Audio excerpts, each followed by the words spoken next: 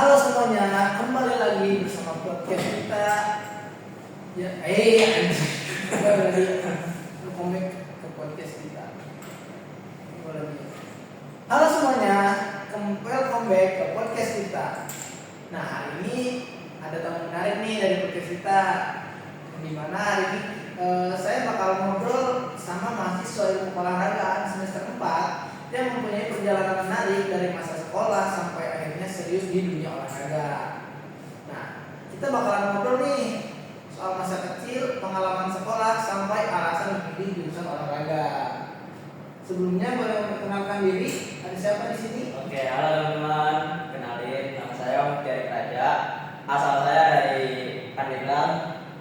Jadi sekarang saya sedang menempuh S1 ilmu olahragaan. Alhamdulillah saya sekarang semester 4. Oke, jadi itu adalah background dari Mas Mukti ini ya. Sebelum kita memulai pertanyaan ini, mungkin saya juga izin ya, karena tadi takutnya teman-teman lupa sama saya. Nah, perkenalkan, nama saya Ali Putra Munggaran sebagai host yang akan memandu acara ini. Oke, mulai aja langsung ke pertanyaannya. Yang pertanyaan pertama, kalau boleh flashback, waktu kecil itu Mukti itu anak yang suka olahraga atau yang gak suka olahraga, jadi kayak biasa aja gitu sama olahraga? Wah, kalau kita flashback ke masa kecil ya, Mas Alif, saya ini sebenarnya waktu kecil tuh orang yang aktif banget. Namanya juga anak desa kan ya. Pasti itu gak betah banget di rumah, apalagi pas waktu saya kecil. Gadget itu kan belum begitu marak seperti sekarang ya. Iya, tiap pulang sekolah biasanya itu saya sampai nggak makan langsung ke lapangan, sampai kita udah tahu nih posisi teman kita ada di mana. Kita nggak usah janjian lagi, kita udah tahu tempatnya. Kalau yang di pedesaan ya Mas ya, waktu saya kecil, wah itu emang aktif banget sih. Jadi kayak permainan-permainan yang mungkin untuk anak-anak sekarang itu nggak asing ya karena kebanyakan main handphone. Berarti emang dari dulu itu emang sering olahraga, cuman yang memang olahraganya itu kayak olahraga berebut gitu ya, Mainan tradisional. Seperti engklek gitu. Oke. Ada nggak sih sosok yang bikin Mukti mau mulai olahraga? Mungkin bisa dari keluarga, guru, atau teman. Oke, untuk sosok yang bikin saya suka olahraga ya, mungkin dari keluarga sih, dari kakak saya, dari bapak saya. Karena kebetulan keluarga saya itu emang keluarga pecinta sepak bola gitu ya Mas. Jadi kalau udah ada pertandingan kayak timnas terutama ya, wah itu udah satu keluarga itu kita nonton bareng. Itu sih yang bikin awal mula bikin saya suka sama olahraga, dari mulai faktor keluarga yang hobi banget. Oke. Nah, pas SMA, olahraga apa sih yang sering Mukti tekuni? Oke, pas SMA ya, sebenarnya pas SMA itu saya banyak banget Mas ngikutin cabang olahraga ya, kan banyak ekskul. Awalnya saya masuk futsal, cuman waktu itu saya gagal lah istilahnya, tidak bisa tembus ke tim utama karena mereka itu paketan gitu Mas, udah dari SMP, jadi chemistry-nya udah dapet banget. Akhirnya saya cari olahraga lain, terus saya kayak nemuin gitu loh petunjuk nih saya cocok di mana, yaitu di olahraga badminton. Ya, waktu SMA saya main di tunggal putra. Cuman pas setelah lulus SMA, pas kelas 3 SMA itu saya pindah ke ganda putra. Iya. Itu sih yang sampai sekarang saya jalanin di badminton. Oke, badminton. Iya. Nah, waktu sekolah itu pernah ikut lomba atau event nggak? Waktu sekolah itu pernah ikut lomba atau event nggak? Dan lomba atau event apa yang berkesan menurut Mukti? Oke. Waktu ini ya, waktu SMP sih. SMP. Itu O2SN. Oh, O2SN. Saya jadi sedikit cerita nih mas. Sebenarnya yang bikin saya berkesan tuh bukan lebih ke sedih. Sedih. Lebih ke sedih. Kenapa tuh? Kan gini, saya waktu itu mewakilkan SMP saya ikut di O2SN cabang olahraga badminton. Kebetulan saya di situ main di kategori tunggal. Enggak. Alhamdulillah saya juara 2 mas, juara 2 dan seharusnya itu saya lolos ke tingkat kabupaten, tingkat provinsi lah. Cuman waktu itu berhenti gara-gara corona mas. Oh iya. Jadi apa ya? Nggak ada info lebih lanjut gitu. Saya ini mau bertanding lagi atau enggak? Itu sih yang bikin. Soalnya kan itu baru pertama ya saya ikut kompetisi badminton dan alhamdulillah dapat. Kemudian lolos ke tingkat selanjutnya, tapi malah batal gara-gara corona tadi mas. Itu sih yang bikin yang berkesan buat saya. Baru mulai udah lolos, malah nggak jadi. Ya sih emang corona itu waktu itu yang lagi Iya, besar-besarnya ya. banget. Mungkin di dunia juga. Nah, kan perjalanan itu gak selalu apa yang kita mau bisa terlaksana tuh. Ya. Jadi apa yang kita mau itu gak bisa kita rencanakan tuh. Nah, pernah ada merasa capek gak? Kayak pengen jalan gitu, saya mah capek gini terus. Udah aja.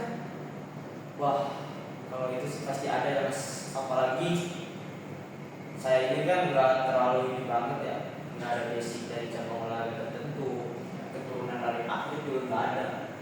Waktu itu pernah saya di posisi kayak apa berhenti aja kali ya, melihat orang-orang tuh pada hebat, pada jago gitu. Kayak diri ini tuh nggak mungkin buat melewati mereka, insecure lah, melihat atlet yang seusia kita udah pro, Popda, wah itu bikin kayak hati kita tuh berhenti aja kali ya. Nah itu kebetulan waktu dari SMP sih mas, SMP kelas 3 ke SMA kelas 1 itu pernah banget di posisi itu. Emang ya sih kalau kita ngeliat orang-orang udah jago Iya. nih, jadi emang kita ngerasain insecure juga kan. Nah, apa sih alasan Mas Mukti ini ambil jurusan ilmu olahraga? Kenapa gak jurusan yang lain gitu? Sebenarnya dulu tuh saya sama sekali belum ada niatan buat kuliah sih mas. Oh iya? Pas waktu SMA itu. Cuman pas saya ngobrol sama orang tua, terus orang tua juga mendukung buat saya kuliah. Akhirnya saya mulai riset jurusan yang kebanyakan praktek, yang kebanyakan di lapangan. Iya. Terus salah satunya saya nemuin ilmu olahraga dan alhamdulillah saya keterima karena saya ini orangnya lebih suka praktek gitu mas daripada teori. Iya. Jadi lebih suka dipelajari langsung. Nah itu makanya saya pilih ilmu olahraga dibanding jurusan lain. Jadi emang lebih suka langsung terjun ke Iya, lapangan daripada sama. teori. Yang menurut saya sesuai juga gitu sama passion saya yang ingin mendalami olahraga. Jadi ada masuk ke ilmu olahragaan sekarang. Nah, reaksi keluarga Mukti itu waktu Mukti keterima nih di ilmu olahragaan itu bagaimana sih? Wah alhamdulillah sih mereka senang ya, alhamdulillah mereka senang. Dari mereka juga nggak ada tuntutan buat saya kuliah harus di mana, di universitas mana, di jurusan apa, semuanya diserahin ke saya. Mereka support dari belakang. Alhamdulillah sih mereka senang saya keterima di Forum Tirta ini. Alhamdulillah. Nah, kalau menurut Mufti ini ilmu olahraga itu sesuai nggak sama ekspektasi yang Mufti bayangin ini? Sebenarnya sampai saat ini ya 50-50 sih mas. Jadi kenapa tuh? Iya, karena kan yang saya riset, yang saya baca ya, saya kira emang kebanyakan itu praktek. Ya. Ternyata lumayan banyak juga teorinya mas. Sekarang kan karena kita di ilmu olahraga aja gitu ya, bukan di pelatihan atau di kaya. Jadi kita lebih mendalami sainsnya. Ya awalnya sih nggak sesuai ekspektasi ya pas pertama kali masuk. praktiknya dikit banget gitu. Cuman sekarang kan sudah beradaptasi lah udah semester 4, jadi ya seperti itu harus jalanin aja. Pun nggak sesuai. Nah, selama jadi mahasiswa ekor itu, nah pelajaran atau pengalaman apa sih yang paling berubah cara pikirmu? Yang paling berubah cara pikir saya mungkin salah satunya ini sih, Mas. Kebanyakan kan orang-orang di luar sana bilang kalau lulusan olahraga itu cuma jadi guru. Nah, setelah saya masuk ke ilmu olahragaan, ternyata nggak hanya jadi guru, tapi lebih fleksibel. Bisa jadi pelatih, analisis, manajemen olahraga, bahkan bisa ke fisioterapis olahraga. Jadi nggak hanya jadi guru. Itu sih soalnya apalagi orang-orang di wilayah perkampungan gitu ya, mereka cuma tahunya kalau lulus olahraga itu pasti bakal jadi guru. Saya aja waktu itu ditanya mau jadi guru olahraga ya Pak.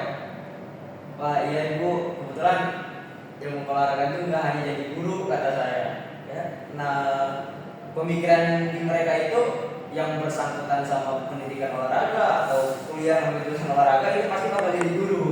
Setelah saya masuk, ternyata nggak hanya jadi guru tapi lebih fleksibel. Itu sih.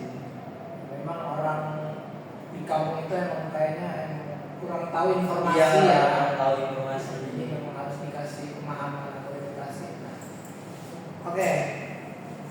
Mungkin ini kan sekarang ikut organisasi ya, Iya. himpunan mahasiswa ilmu olahragaan atau HIMIPOR. Nah, gimana sih cara Mukti membagi waktu antara kuliah, organisasi, dan kehidupan sehari-hari Mukti? Oke, untuk saya ya, untuk membagi waktu antara kuliah dan organisasi itu kita bakal pentingin yang prioritas kita dulu nih.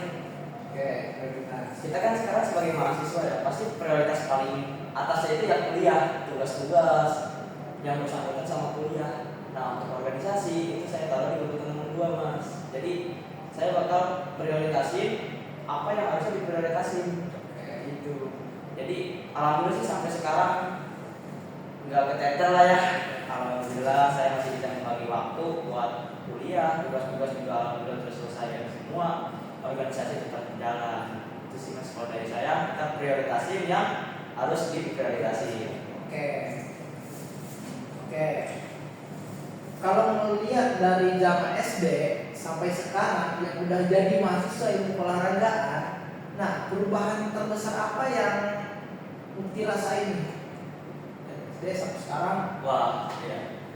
Dari SD sampai sekarang ya. Sebenarnya banyak yang berubah dari saya.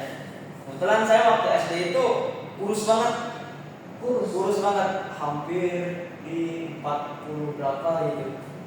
Sampai waktu itu teman-teman saya kayak ngeledekin bercanda gitu Mas, tengkorak itu.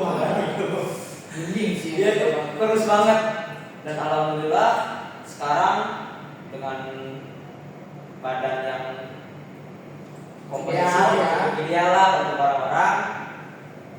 Sama saya ngerasa juga ternyata olahraga itu gak cuma bergerak Mas, tapi kita banyak mempelajari seperti jangan terlalu berlebihan agar tidak terjadi overtraining, terus cara kita melalui form yang benar itu kayak gimana.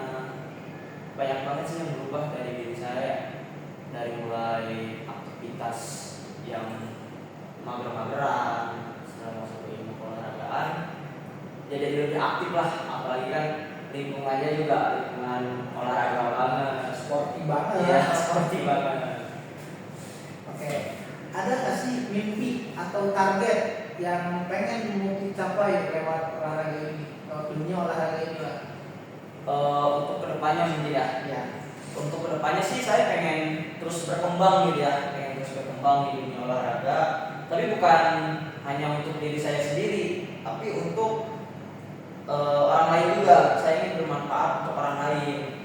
Seperti pengen ikut lebih banyak di event-event, terus tingkatin performa diri dari yang tadinya segini kita tingkatin, kita upgrade lah.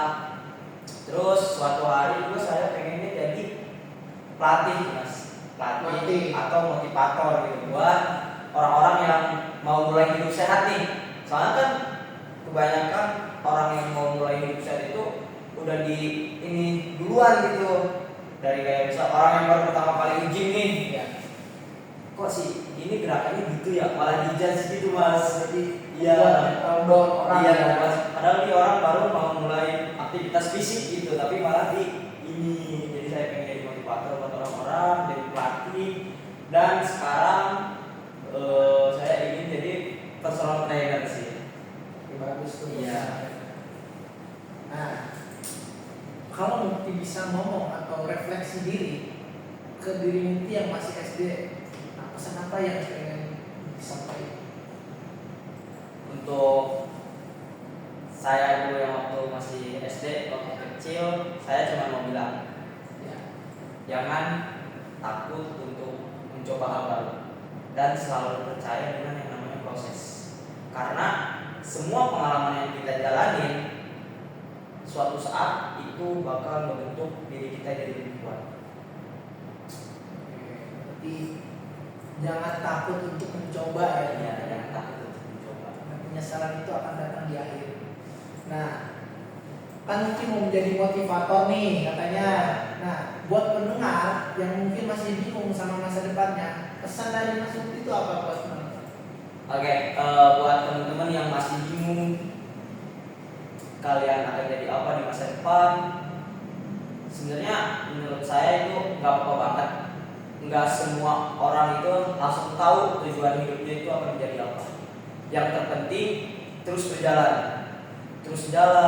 belajar, dan cari hal-hal yang bikin kita berkembang.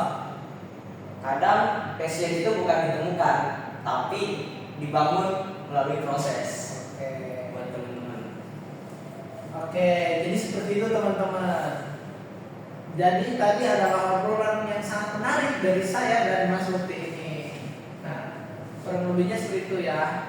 Oke, terima kasih banyak. Nanti udah sharing cerita dan perjalanan hidupnya hari ini. Semoga obrolan ini bisa menjadi inspirasi buat kalian yang lagi berjuang menemukan passion atau jalan hidupnya. Saya Putra Menggaran dan rekan saya. Ya, kita aja. Sampai ketemu di episode podcast berikutnya. Let's go. Capek, ayo awas ya. Ingat dong. Alhamdulillah, anjing 7